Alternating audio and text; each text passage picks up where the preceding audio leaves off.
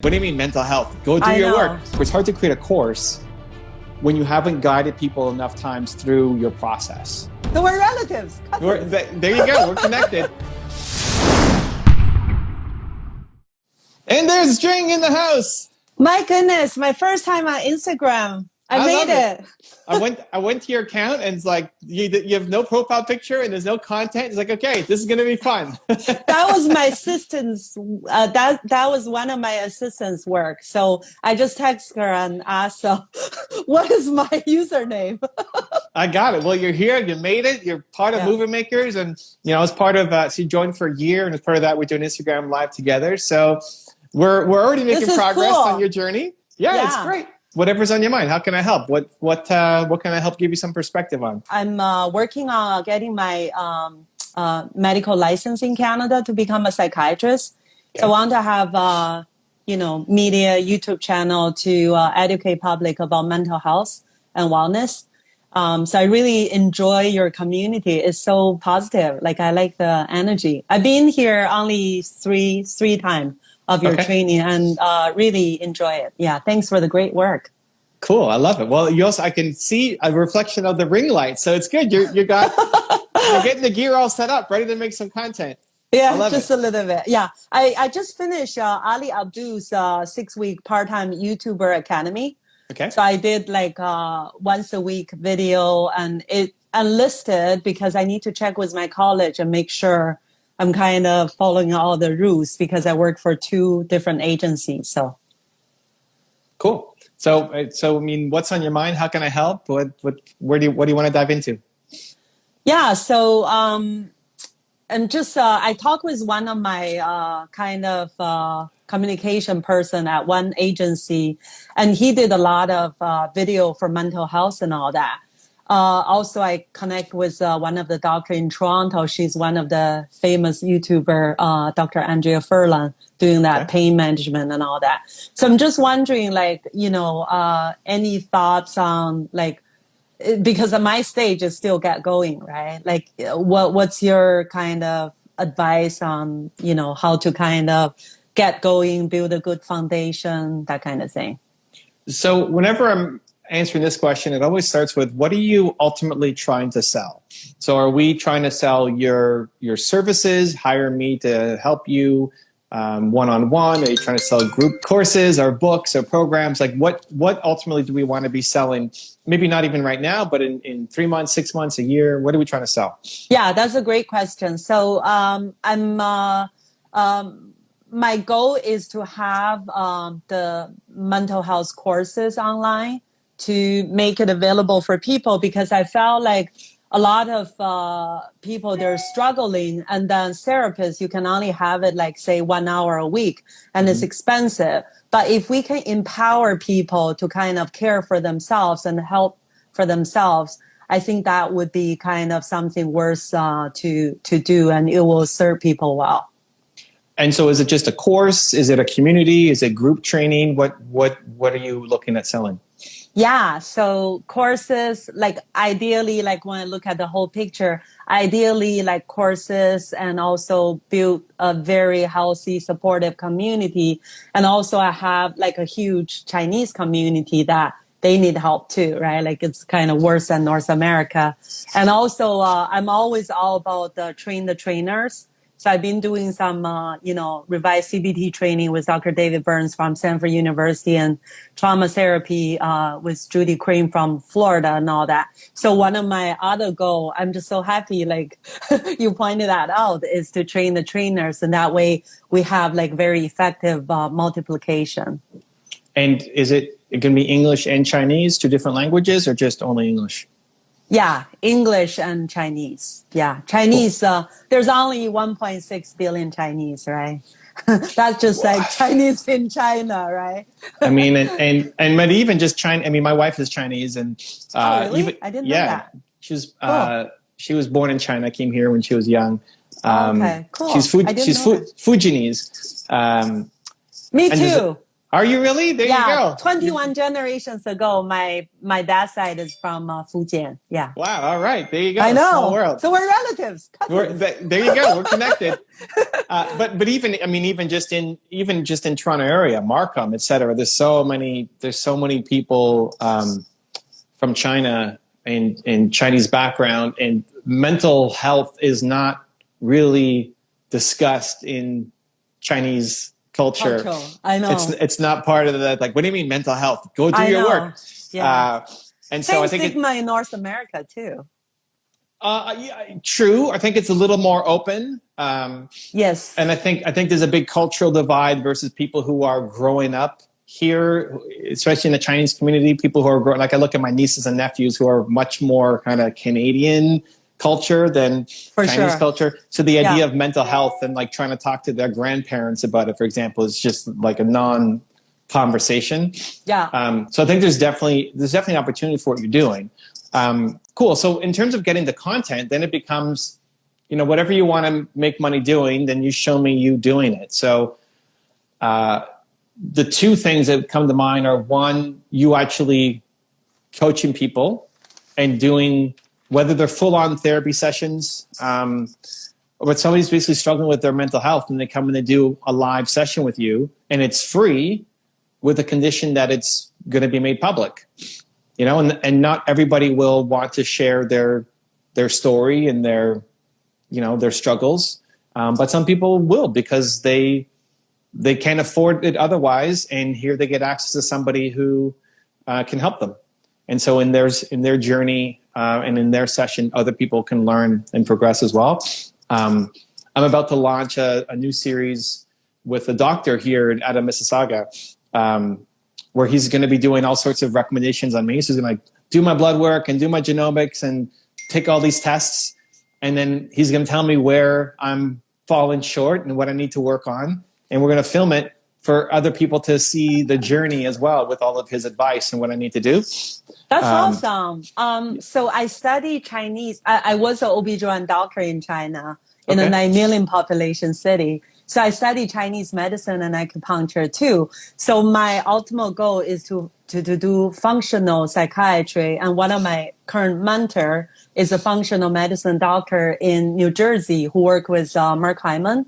Okay. And also, I'm not sure if you're familiar with Dr. Daniel Amen's work. Yep. Brain work, yep. I know. So that would be kind of neat to have that available for Canadians and Chinese too.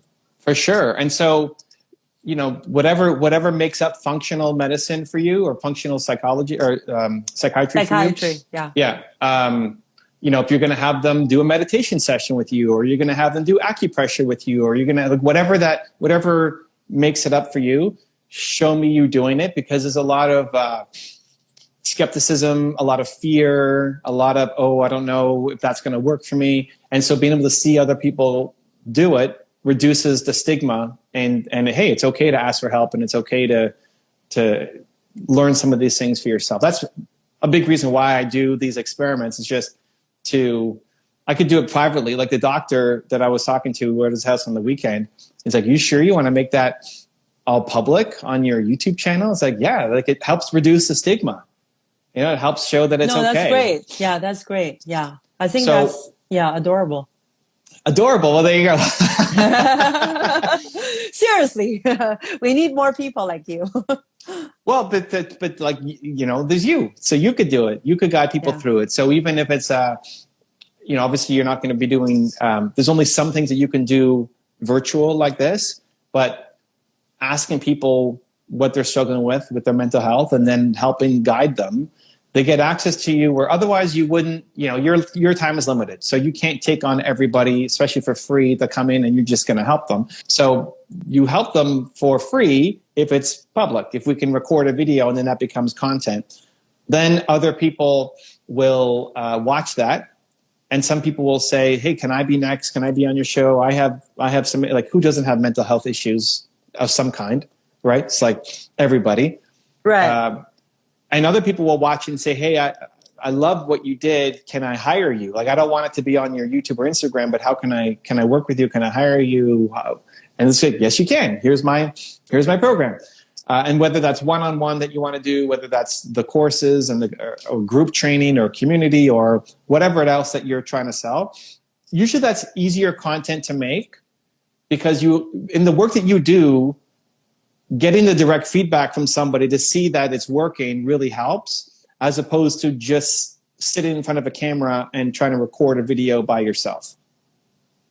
Right. Yeah, that makes sense. Yeah. It's a lot easier. It's a lot easier and it's a lot more fun. Even like what we're doing here is very meta. Like we're kind of living the example of what I'm suggesting, where oh yeah, that's the best. Yeah. You sign up for Movement Makers for a year. Right. You know, we hadn't met before this. You came from Anna, recommended by a friend. Cool. And as part of that, we're doing an Instagram live together. Where that's a totally surprise. Throw me off. I found that out at 1:44. Oh, there you go. I was asking for Zoom link, and she's like, "Oh no!" I was like, "It's Instagram Live. Let's go." I know. That's awesome. I love it. And so, you know that you're part of my program, Movement Makers. You're going to create your own program, whether it's live training or just the package training, or it's the community as part of it, right? But if somebody signs up for a year, right, then they can get a one-on-one session with you as well that then becomes content for your channel as well. So for me, there's no prep work, right? So I don't even know what we're talking about. You don't even have an account, right? I go to your account, there's no picture, there's no content.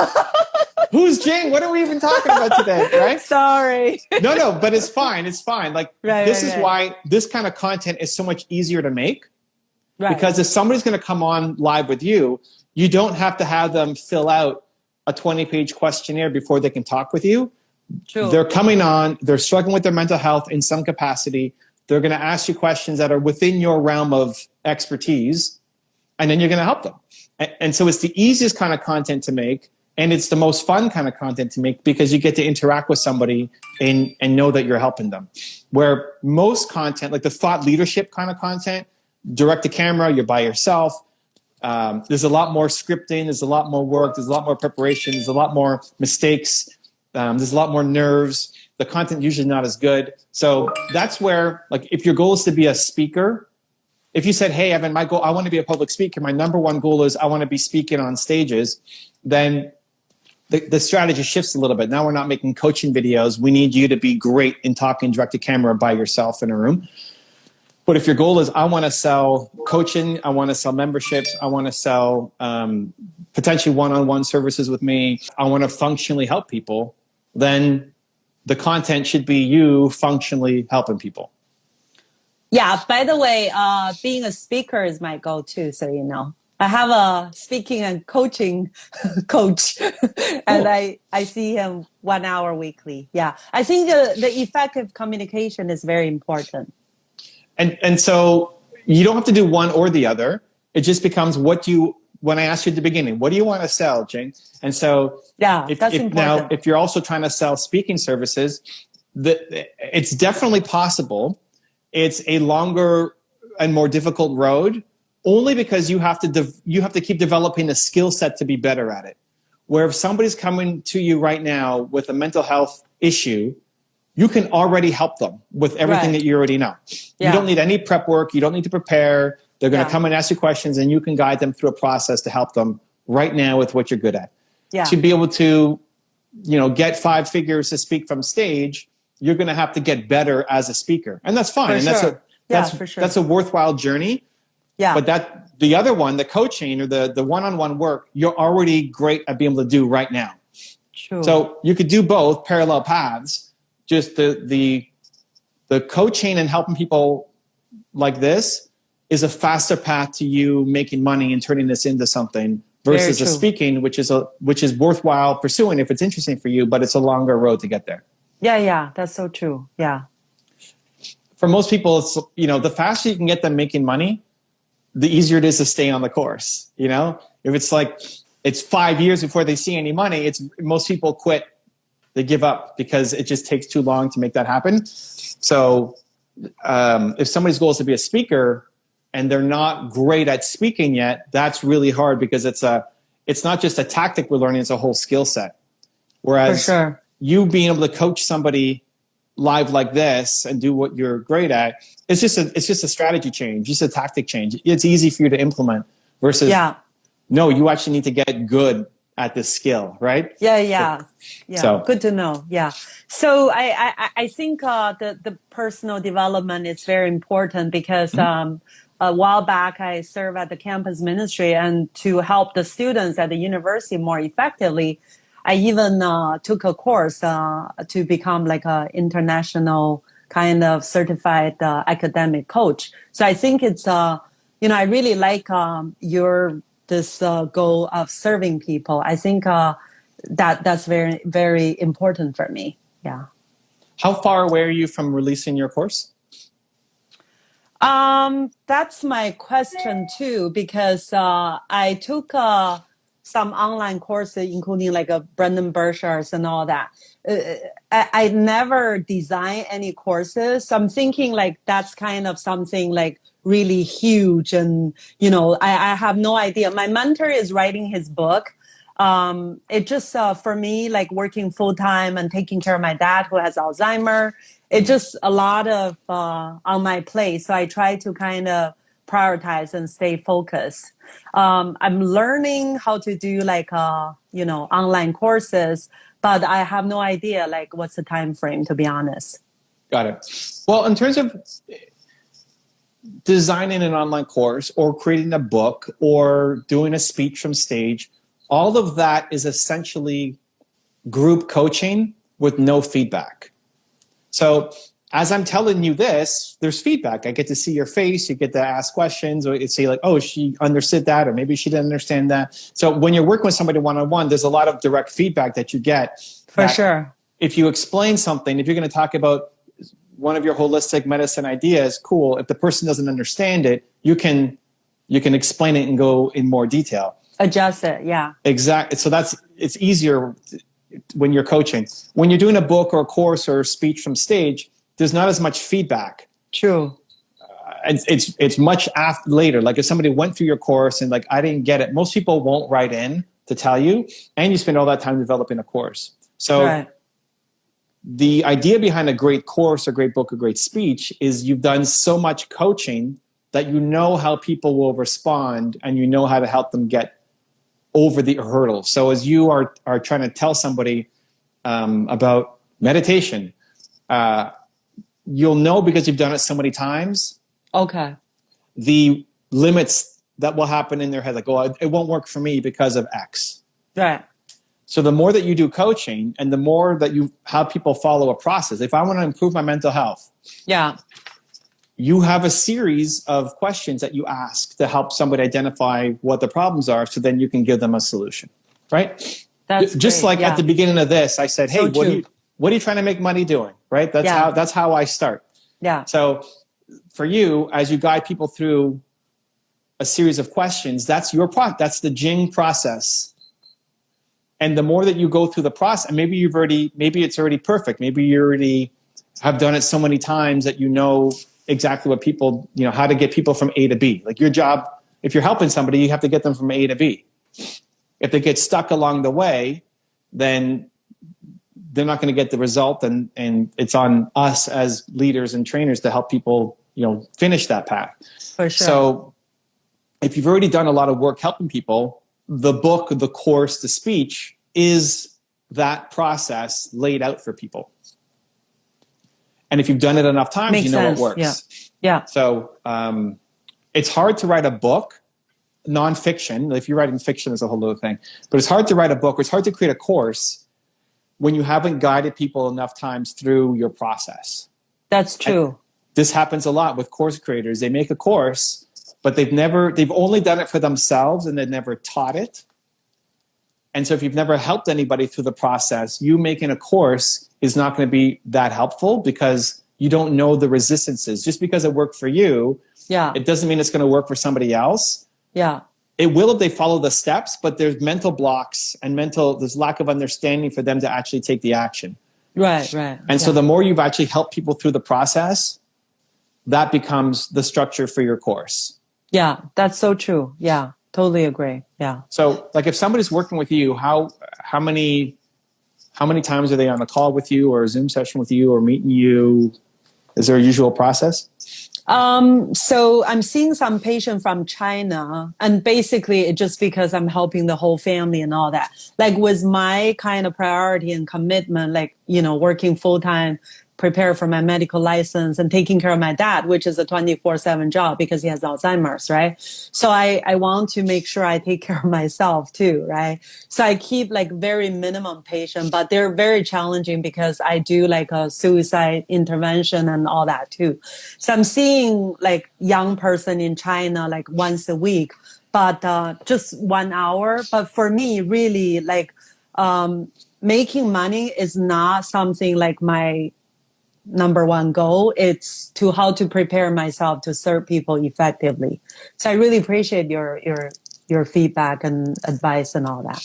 And I'm also in a writing group with one of the trainer at University of Toronto because I want to be effective in writing communication too, right? So, what's important inside of that is making money becomes important. It's not number one.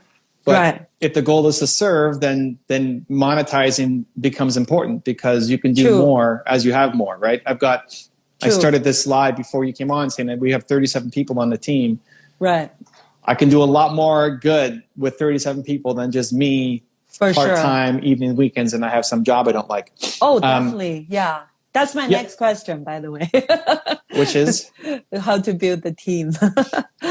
Well, you built the team around things that are making money. Right. So if coaching is making you money, then you think about, okay, what do I not like within coaching that I can delegate to somebody else? So like having an assistant is a pretty easy one, like booking the time with people and the scheduling and the invoicing and usually all the admin stuff that entrepreneurs don't like to do. We can hire somebody to help us do those things because it's better to have your time being spent either on personal side, like caring for your father and all that stuff. And my grandfather died of Alzheimer's, so it's like the worst thing for someone to go through. Yeah. So I feel for you. And then also just time on your business. That it's better for you to be investing your time talking to people than doing admin stuff. For sure. There was a great. There's a guy called the Podcast Answer Man who was helping people with podcasting. Like, how do I start my own podcast? And what he would do is he only did coaching. And he did coaching and was selling his coaching services. But it doesn't matter how much they were. And then he realized he did one coaching day where he had 4 people in a row asking basically the same question. How do I set up all the gear? Like what microphone do I use and how do I edit and all that? And so he was basically going through the same thing 4 different times with 4 different people. Right. And so, but that then became his product. True. So when you've got people who are paying you for coaching or one-on-one time. Yeah. And then you keep having the same things come up over and over and over and over again with people. Yeah. That's what you then turn into your course. True. Yeah. So if you think about the people who are paying you, like what are the common themes that keep coming up? Let's package that into a course so that you can serve more people, you can make more money, you can save more of your time as well. And that's usually the best way to do it is around paying customers, not just around ideas that we have. Like, oh, this would be a cool idea. Cool. But it's until you get it out to market and actually start testing it, you don't know if it's going to work. True. But when you're working with people one-on-one and you're coaching them and you're helping them, whatever the biggest problems are, that becomes your product. That's your speech, that's your book, that's your course, that's your community, however you want to package it. Because you know that people are already paying for the one-on-one time. Now we just have to turn into something that can scale. Great. Awesome. So helpful. Really appreciate it. Cool. Well, awesome. It was amazing to connect. Yeah, excited to see you continue to build and grow and get your Instagram account set up with a picture and a bio and a little bit of content. And we'll see you next week in Movie Makers. Yeah, I'm in Windsor, Ontario. 4 hours driving. Oh, that's not that far. Yeah. Cool. Thanks for the advice. I love it. Really appreciate it. Yeah. Thank you, Jing. We'll talk to you soon. Okay. Yeah, same here. Cheers. Bye. Bye. If you want to see another awesome one-on-one I did with an entrepreneur just like you, check out the video right there next to me. I think you'll enjoy it.